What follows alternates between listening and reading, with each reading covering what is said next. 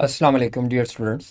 बेटा previous lecture में हमने इस बात पे इस टॉपिक को डिस्कस किया था कि हम कॉस्ट और मैनेजमेंट अकाउंटिंग में मैथमेटिकल ट्रिक्स के ऊपर बात करेंगे।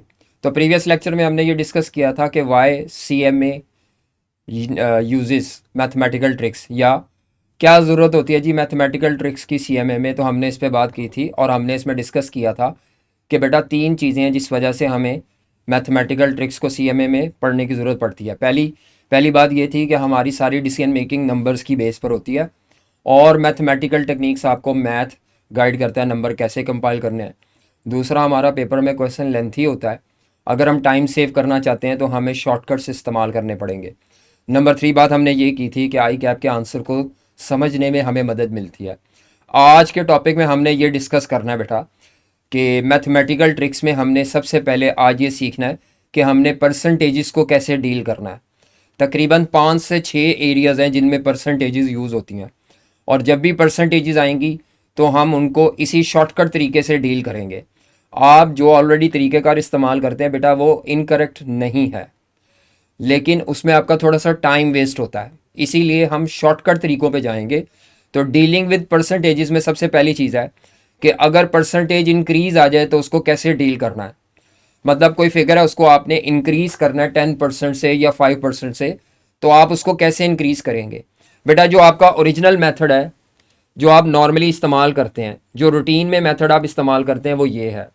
देखें जी, हाँ जी, आम तरीका ये होता है कि फॉर एग्जांपल अगर हमारी फिगर है 10,000 और उसको आपने बेटा 10% इंक्रीज करना है।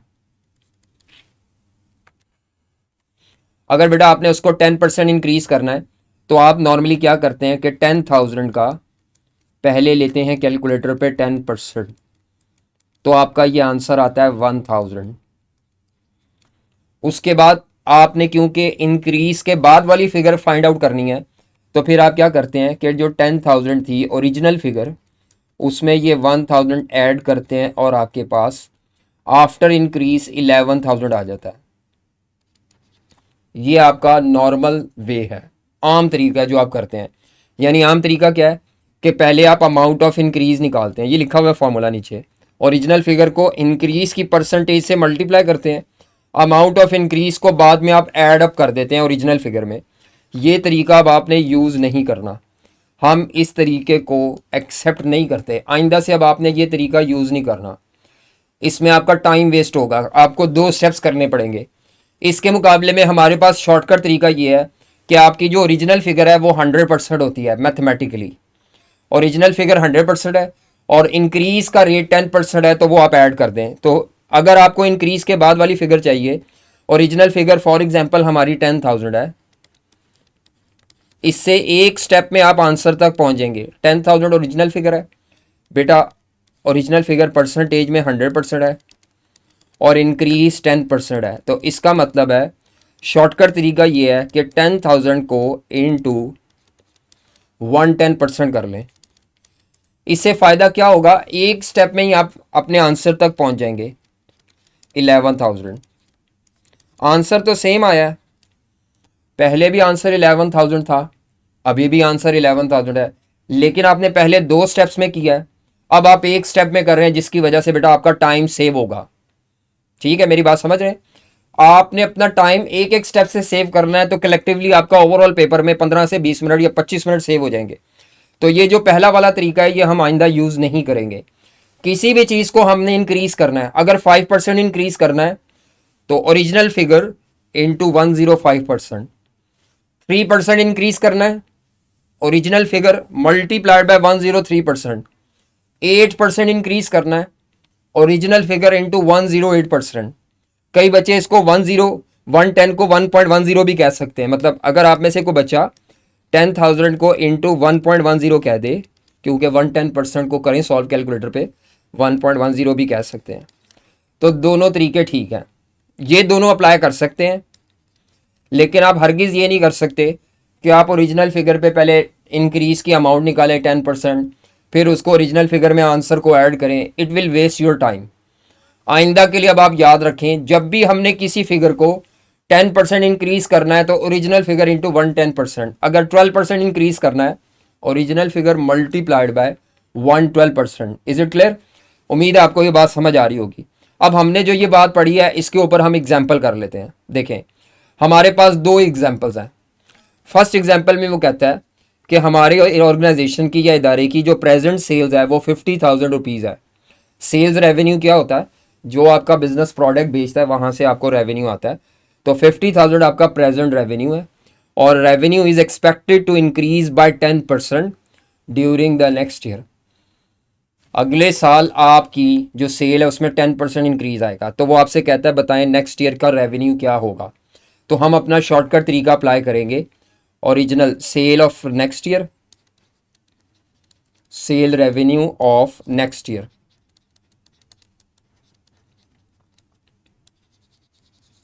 जी बेटा, sale revenue of next year कैसे आएगा? ओरिजिनल फिगर थी 50,000, 50,000 मल्टीप्लाई, क्योंकि 10% इंक्रीज है 110%, सो नेक्स्ट ईयर की सेल होगी 55,000। उम्मीद है आपको ये बात समझ आ रही होगी। नेक्स्ट ईयर की सेल है 55,000। इसी तरह बेटा अब आप सेकंड एग्जाम्पल खुद करें। एग्जाम्पल 2 मैं पढ़ देता हूँ, आपको टाइम देता हूँ, आपने वो करनी है।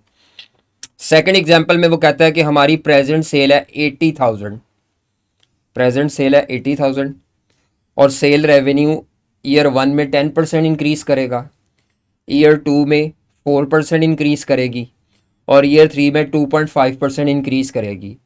आपने हर इंक्रीज को सेपरेटली अप्लाई करना होता है बेटा। ऐसा नहीं करना कि इन सबको प्लस कर लें, नहीं। Every increase will be applied separately, ये समझाया गया इस एग्जाम्पल में। यानी पहले 10% इंक्रीज करेंगे, फिर 4% और फिर 2.5%। सारी ये इंक्रीज हैं। आपसे कहता है सेल रेवेन्यू बताएं आफ्टर 3 ईयर्स, 3 साल के बाद आपकी सेल क्या होगी। करें बेटा, आप खुद करें, आपके पास कुछ टाइम है, काइंडली इसको सॉल्व करें। मैं अभी टैली करता हूँ। तो आज की सेल को आपको 3 टाइम्स इंक्रीज करना है। ठीक है बेटा, सेल्स को 3 टाइम इंक्रीज करना है।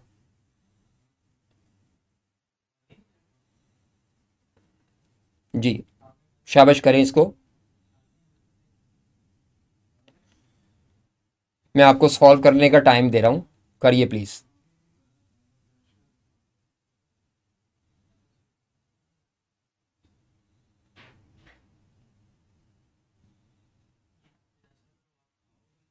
जी, आप वीडियो को पॉज करके भी कर सकते हैं, ठीक है। चलिए, मैं एक रीज़नेबल टाइम दिया मैंने आपको, हम आगे चलते हैं। अब ज़रा इस पर डिस्कस करते हैं कि आप इसको कैसे सॉल्व करेंगे। देखें, हमारी सेल रेवेन्यू हमें चाहिए after 3 years. Sale revenue after 3 years चाहिए, 3 साल बाद की सेल चाहिए, हर साल की नहीं चाहिए। आफ्टर 3 ईयर सेल चाहिए बेटा आपको। अच्छा जी, तो आपकी जो प्रेजेंट सेल है वो 80,000 रुपीज़ है। उस सेल में जब हम फर्स्ट ईयर का इंक्रीज शामिल करेंगे तो हम 110% से मल्टीप्लाई करेंगे। ये ईयर 1 का इंक्रीज है। अब आपका जो आंसर आ जाएगा, ज़रूरी नहीं आप आंसर लिखें, सेकेंड ईयर का इंक्रीज भी इसी पे अप्लाई कर दे, 104%। इससे भी आपका टाइम सेव होगा। 80,000 into 110% for the first year increase, 104% for second year और 102.5% is the increase for the third year. तो बेटा जब आप इसको करेंगे मल्टीप्लाई तो आपके पास ये आंसर आ जाएगा। ओके बेटा, जब हम इसको कैलकुलेटर से सॉल्व करते हैं, हम कैलकुलेटर ओपन करते हैं तो 80,000, अगर हम कैलकुलेटर पे करते हैं ज़रा इसको, 80,000 मल्टीप्लाइड बाय 110%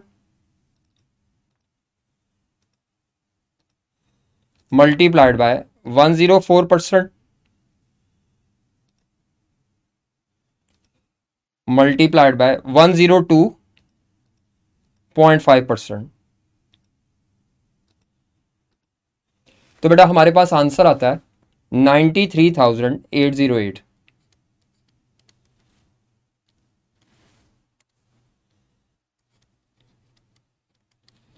93,808 लें जी। ये परसेंटेज इंक्रीज की एग्जाम्पल हमारी हो गई। पहली एग्जाम्पल में सिर्फ एक इंक्रीज थी और दूसरी एग्जाम्पल में एक से ज़्यादा इंक्रीज थी। तो जो हर इंक्रीज का रेट है वो आपने इंडिविजुअली अप्लाई करना है, ये रूल याद रखिएगा। इसके बाद अगर हम चलते हैं आगे, हम चलते हैं तो जैसे आपकी कोई फिगर इंक्रीज कर सकती है, बिल्कुल उसी तरह आपकी फिगर में डिक्रीज भी आ सकता है। अगर आपकी कोई फिगर डिक्रीज करनी है तो बेटा आपने ऐड करने की बजाय बस लेस करना है। अगर आपकी कोई फिगर 5% डिक्रीज करनी है तो आपने 100% में से 5% डिक्रीज करके 95% से ओरिजिनल फिगर को मल्टीप्लाई करना है। ये वाला मेथड तो हम इस्तेमाल नहीं करेंगे, लिखा हुआ सिर्फ। आपने करना क्या है कि original figure multiplied by 100 minus decrease का रेट। तो अगर 5% डिक्रीज है तो फिर हम ओरिजिनल फिगर को 95% से मल्टीप्लाई कर देंगे बस। इंक्रीज में आप ऐड करते हैं 100% में, डिक्रीज में आप 100% में से लेस करके बाकी ओरिजिनल फिगर से मल्टीप्लाई करते हैं। तो ओरिजिनल फिगर मल्टीप्लाइड बाय 95%। अगर 3% डिक्रीज है तो original figure multiplied by 97% and so on. तो बेटा बिल्कुल इंक्रीज की डिटो कॉपी है ये। करते हैं इसकी भी एग्जांपल। देखें जी, एग्जाम्पल 3 और 4 है।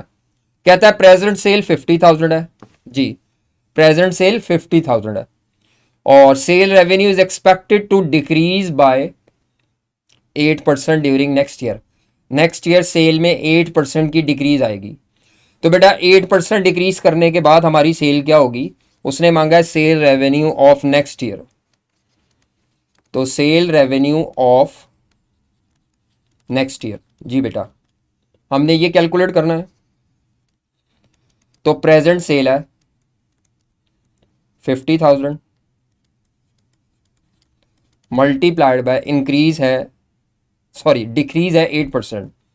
डिक्रीज अगर 8% है तो 92% करके हम अमाउंट कैलकुलेट करेंगे।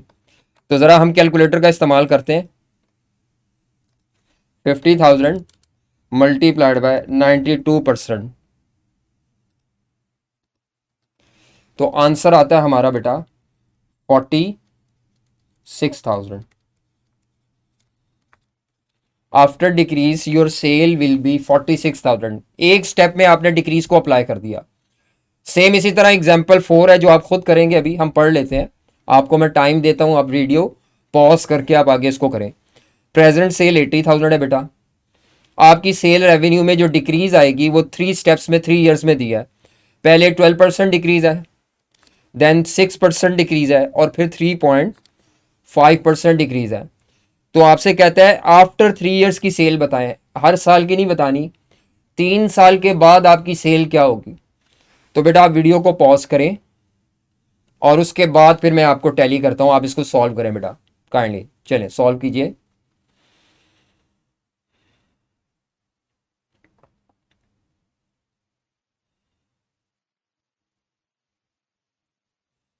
ओके बेटा, उम्मीद है आपने इसको सॉल्व किया होगा, आप इसको पॉज करके कर लिया होगा।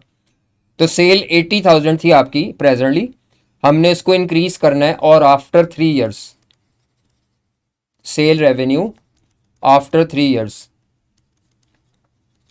वो आपको बतानी है।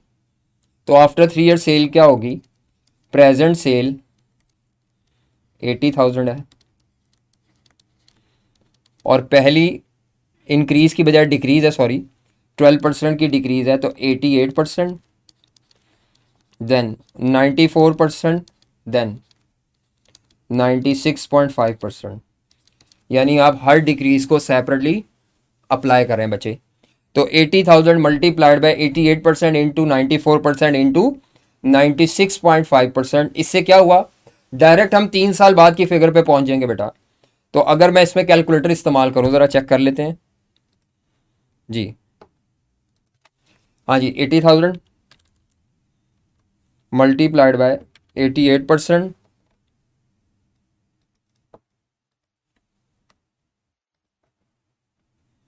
Shift percentage into 94% into 96.5%। जी उम्मीद है आपको ये कैलकुलेशन नज़र आ रही होगी। तो हमारे पास आंसर आता है 63,859, 63,859.84। यानी डिक्रीज के बाद, हर डिक्रीज के बाद बेटा आपकी जो सेल आएगी वो 63,000 अप्रॉक्सीमेटली कुछ होगी। तो आपने इसको हर डिक्रीज को सेपरेटली अप्लाई किया। उम्मीद है आपको ये बात समझ आ रही होगी। हमने अभी तक परसेंटेज इंक्रीज को किया और परसेंटेज डिक्रीज को किया।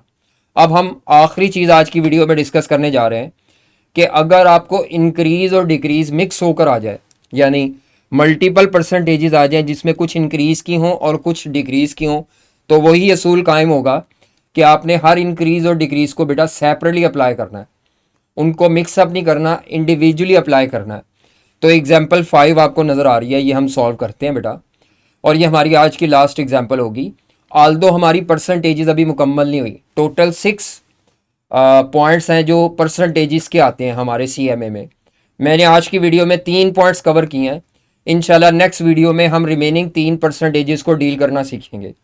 बेटा प्रेजेंट सेल है 60,000 और सेल में 20% की इंक्रीज है during first year. Second year में डिक्रीज है 8% की, देन 6% की इंक्रीज है। हर इंक्रीज को 100 समथिंग बनाएंगे और डिक्रीज को 100 में से लेस कर देंगे, तो 4% की डिक्रीज है, यानी 96% काउंट होगा। आपसे कहता है सेल रेवेन्यू बताएं of each of next year. अब आपसे 4 साल बाद की सेल नहीं मांग रहा, बल्कि हर अगले साल की सेल मांग रहा है। तो अब आपको तोड़ तोड़ के करना पड़ेगा, स्टेप बाय स्टेप। तो हमारी जो ईयर 1 की सेल होगी बेटा वो होगी 60,000 मल्टीप्लाइड बाय 20% इंक्रीज है, तो 120%। अब क्योंकि थोड़ी बहुत कैलकुलेशन हम माइंड में कर लेते हैं तो मैं कैलकुलेटर का इस्तेमाल नहीं कर रहा। 72,000 आएगी 20% इंक्रीज के बाद। चेक भी कर लेते हैं ज़रा। 60,000 मल्टीप्लाइड बाय 120%। जी बेटा 72,000 आ गया। यानी इंक्रीज के बाद फर्स्ट ईयर की सेल 72 होगी। सेकेंड ईयर की सेल, अब हम इस आंसर को पकड़ेंगे जब इस तरह मल्टीपल इंक्रीज डिक्रीज आ जाए और हर ईयर की मांगी है। 72,000 मल्टीप्लाइड बाय 92%, 8% डिक्रीज है। आपसे अगर हर ईयर की ना मांगता तो मैंने ऐसे कर लेना था, मैंने ऐसे करना था 60,000 इंटू 120% इंटू, लेकिन मसला ये है कि उसने ईच ईयर की मांग लिया है, तो ये ईयर 1 का आंसर जो आएगा फिर उसको इंटू 92% करना पड़ेगा, मजबूरी है। तो 72,000 का 92% कर ले। 72,000 का 92% कर लें, 92%। जी बेटा हमारे पास आंसर आता है 66,240, 66,240। देन फिर इंक्रीज है, तो ईयर 3 में 66,240 मल्टीप्लाइड बाय 106%। जी 66,240 मल्टीप्लाइड बाय 106%। चलें जी 106%। So answer will be 702 14.4। लें जी, ये ईयर 3 की सेल आगे बचे और आखिरी सेल है हमारे पास 70,214.4 इंटू 4% की डिक्रीज है, तो 96% कर लें। 96% आखिरी है जी, 96%। ले जी आंसर आ गया है 67,405.82, शायद 824.824। इस पे हम आगे बात करेंगे कि पॉइंट के बाद कितने डेसिमल लिखने हैं। अभी तो मैंने सारा लिख दिया है, क्या हम पॉइंट के बाद सारे डेसिमल लिखेंगे या हम राउंड भी कर सकते हैं, इस पे हम नेक्स्ट बात करेंगे, नेक्स्ट वीडियोस में आएगा ये बात, ठीक है। ले जी, तो आज के लेक्चर में हमने 3 बातें डिस्कस की बेटा। आज के लेक्चर में हमने 3 बातें डिस्कस की कि परसेंटेज इंक्रीज को कैसे डील करना है, दूसरा हमने डिस्कस किया परसेंटेज डिक्रीज को कैसे डील करना है, और तीसरा हमने डिस्कस किया कि अगर इंक्रीज और डिक्रीज इकट्ठी आ जाए, कंबाइन आ जाए, percentage increase and percentage decrease अगर कलेक्टिवली आ जाए तो हर इंक्रीज डिक्रीज को सेपरेटली अप्लाई करना है। इसके बाद नेक्स्ट लेक्चर में आगे और 3 चीज़ें हैं, तो फिर हमारी परसेंटेजेस कंप्लीट हो जाएंगी कि मार्कअप, मार्जिन और टैक्स की परसेंटेजेस को कैसे डील करना है। ओके बेटा, थैंक यू। आज का लेक्चर मुकम्मल हुआ। अल्लाह हाफिज़।